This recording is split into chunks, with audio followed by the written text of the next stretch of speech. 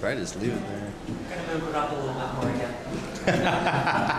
Someone's a little taller. Excellent. All right. So,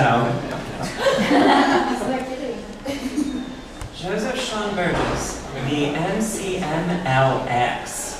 That's Roman numerals. That's fancy talk. When he's not rewatching Femme Nikita or leading friends on walking tours of Pacifica, he researches the 8-bit fashion in old video games. Once, he was very interested in the wide variety of lawnmowers and shotguns in America and how it related to sleep deprivation. But now he's trying to and through the MFA poetry at SF State, and so by the power invested in me by the power of Grayskull, by the 2:23 a.m. abstract arcana holding sway, I, Justin, etc., introduce the inevitable Joseph Sean Burgess in his poems of such composed beauty as heard from Meatwad's jambox. You can't buy him a mirror pond or a round of apple applause. I almost said applesauce. Again, here is Monsieur Burgess and his one-man orchestra.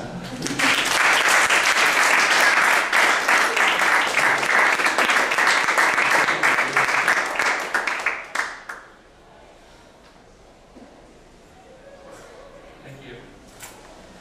Everything in that biography was true. Make love to it. Is that better? Louder or just speak into the center?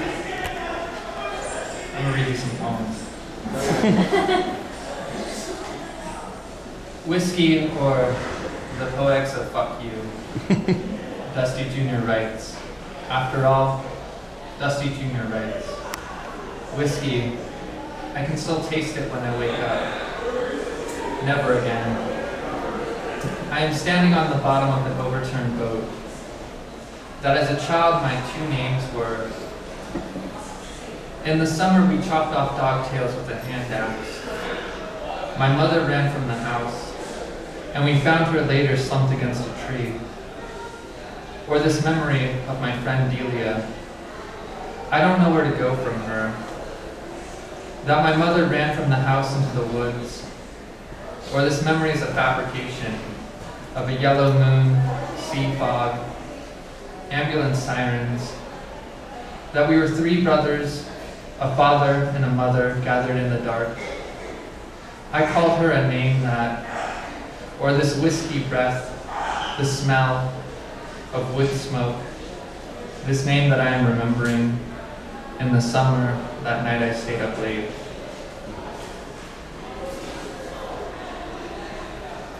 Here's another one. I don't title my poems.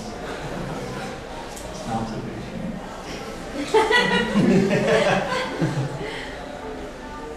I'm having sex tonight. Hopefully someone will join me.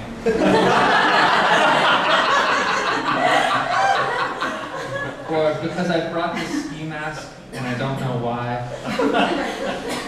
Maybe I saw JM kissing behind the CVS pharmacy. I wonder, how will his poems reflect this? Frequently, the glow in a jug of wine is a drowsy country song. In January, I'm walking down that hill.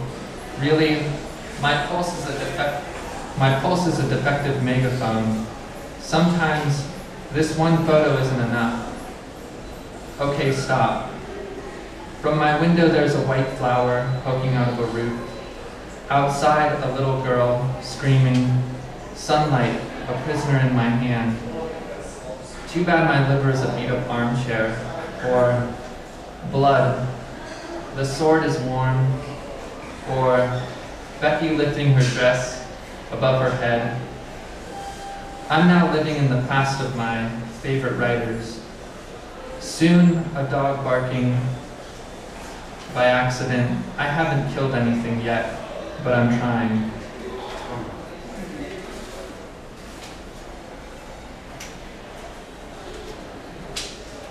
This next piece is in the VelRo.Reader, which you can pick up for $5. It's a steal. Yeah. Some lovely writers in here. This one is entitled Writer. Young people should start a war on things, or Somebody replace my fists with light bulbs. Come on, let's unholster these fairy tales and peek into the forbidden dark. Or the alleyways of the expert dead are crumbling. Oh Lord, I'm so depressed. Tell me, how long must I wander in the black and white photos of snowbanks?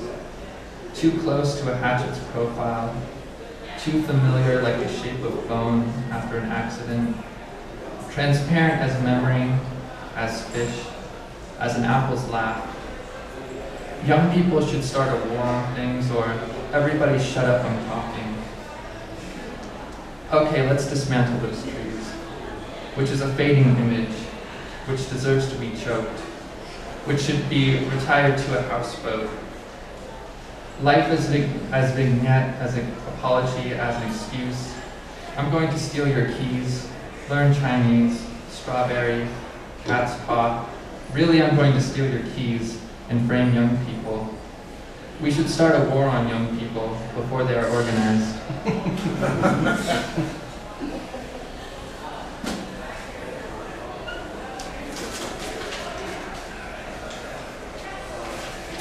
All right. I look down and I look up.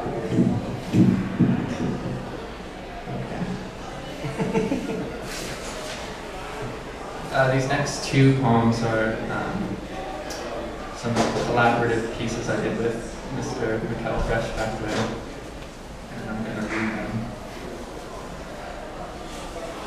And this one does have a title because I didn't type it. Occupy, just an etc. Every dream is a fire drill, and I'm assimilating nicely, and I miss a lot of things. Somewhere along in there, I think I miss you, samurai self-esteem. The Belvedere moments of auto-affection, and I think someone just aimed a revolver at a raindrop. No, I'm really leaving this time. Cataloging references to dismantled dreams in old books, like it's the Ides of October. But you are a dreamboat and estranged. But I'm, alas, a made-for-TV special about Dexter, or maybe my only source is a, what if Abraham Lincoln were a confessional poet? With the historical potential before Aspire. We can meet again near a deciduous tree, pining to be coniferous, and maybe we can stay awake and say, I don't sleep anymore to each other. Fuck it, I'll stay. I'm taking a walk to dash myself against the petrous origins of love songs. There was a gallery of motives or motivations, leitmotifs for a Baedeker to the Alcatraz of this Harvard-touring elegy, to the runways and doorways towards an executioner's garden. A plastic flower still burns in my hand.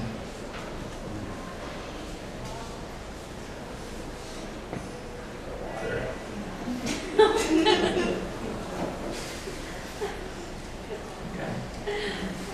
This is called Ragtime Strat. A spooky grand piano with a fierce pornography, elliptically, distorted hallucinations. I take everything off the wall to build a pyre on the lawn. Let's go to bed, talking a walk through a grisly ballet demi-plie we will not be remembered for. When I met you, you said it's a shame to lay a tractor in the conservatory of flowers. The grand tormented wailing of a sunny romance, an algorithm for straight rye whiskey, or the wind blows all day. Let's play dress up. I'm wearing your treble clef, thinking flamenco, or the disintegration of blood cells. You're wearing typewriter ribbon like my imagination is drowning. Give me a box full of matches, a weary siren, a maple leaf in my pocket. Meanwhile, somebody's ghost breaks in to eat piano wire in the hallway.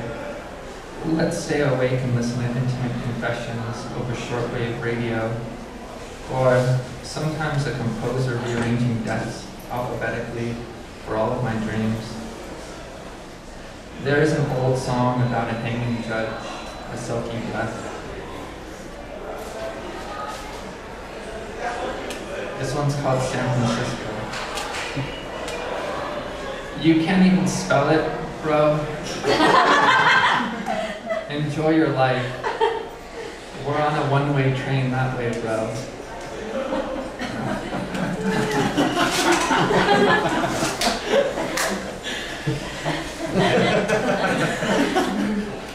This is called The Sedentary Life.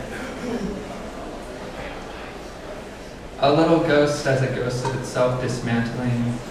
My friends say I should not dress up like her dead husband and pretend to be a ghost anymore. That night we cut our hands and sealed our pact. Today the white of the poem is a butcher's face, or somebody's mother digging a hole beneath my window. Today 16 strangers in the garden chanting Abner J on vinyl, the story of Abner J. When I was a kid, I learned disfigurement as a kind of lesson, or the sound of a woman at a dinner table with a deflated jumpsuit, or the sound of a woman unbuttoning her pants at a dinner table.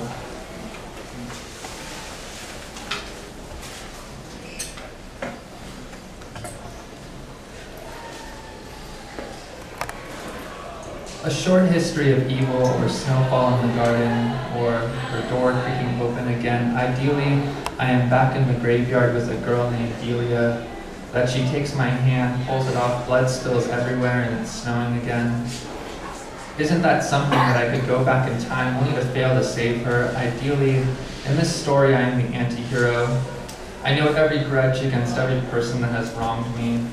Delia laughing at my stories. We're back in the graveyard. One day, I'll hike through this redwood forest to crumple at an altar. My offer a bag of grasshoppers, this dream of mine a fire drill. All this colorful ambiguity. One day the pre-war crooning, you can't tell the minute or the hour. When I stand up, my hands full of dirt, Delia naked in the snow.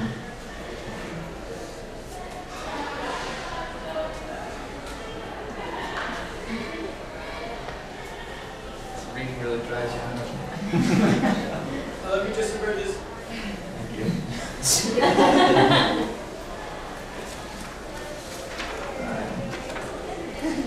Fish, dried, canned, a black eye or a black pond. I have carried this shovel for you too long, or this negative image of tree branches is also beautiful when I'm lying on my back in the shower. Often I want to build a castle or a poem, this twitch of sunlight and the negative image of a lawnmower. All these discolored letters like injured birds or bruised fists. What I mean to say is I reject the notion that we fold neatly as paper, a name I'm forgetting. If I want to build a castle, the story begins with the blood of an old friend I could not help, along a spattered path towards an executioner's garden, toward this image of a fountain where I will collapse one day into wings, into birds, into a chalked outline.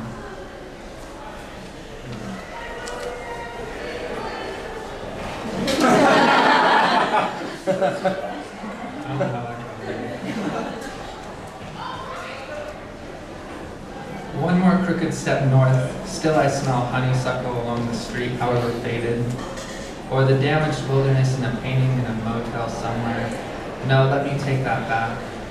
There was a hallway, chapter 1, and I wrote, defeat is a blistered hand, the thickest noun, a chisel held at the bottom of a well. Dear Anne, I'm having trouble saying this, or once I talked a walk through a forest to a glass of chocolate milk. Or, hey, let's play a game of checkers once I finish eating all the pieces, or sometimes I like to tell people Dracula killed my parents. After daydreaming with statues, a soliloquy on no more heroes, asterisks, no more carnival of hearts. 11 a.m. is when I put my pants on. Yeah, there was a hallway, chapter 1, and every door was open, but it's impossible to speak to her, and worse to keep on silent. A perfect night should end on the David Bowie song. A perfect night should end at a picket fence.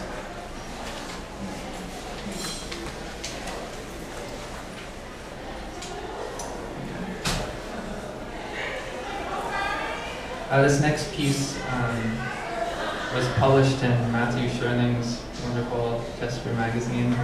It's a very new, promising journal. So check it out. How do you find it? thegorillapress.com/gesture. It's good. Here it is. A silence must always be filled with something, but my thoughts are a broken shower head, and I am forever realizing things too late.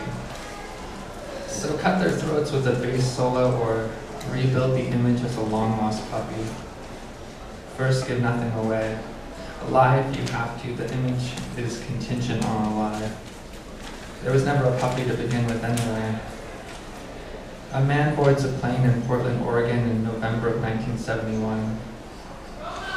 I have yet to meet my father, but I've heard great things.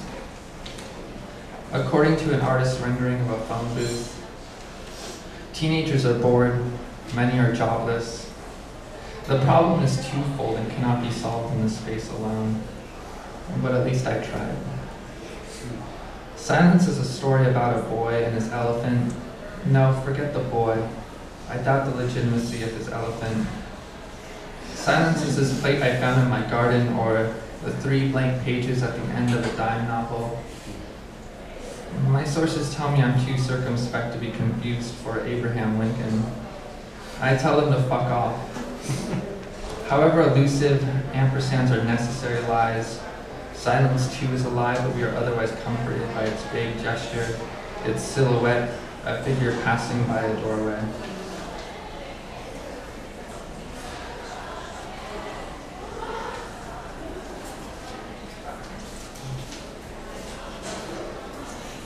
Some nights I wake up sweating or I'm walking home again at 5 a.m.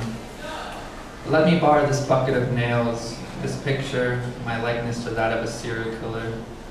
Stop touching me. My only true friend is Anne, a little mouse, a little sweet. I met in a cornfield in 1989.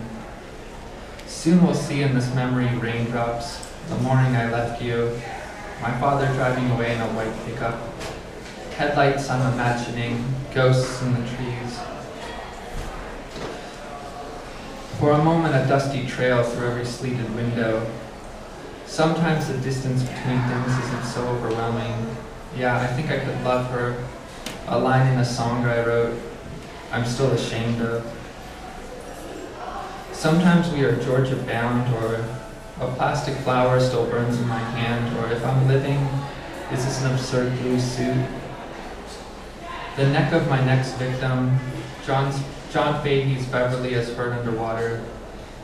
Someone slumped at a piano, a black eye or a black pond. Tell me before I go on too long. I threw my phone away, but somewhere it's ringing, somewhere I'm calling again and again.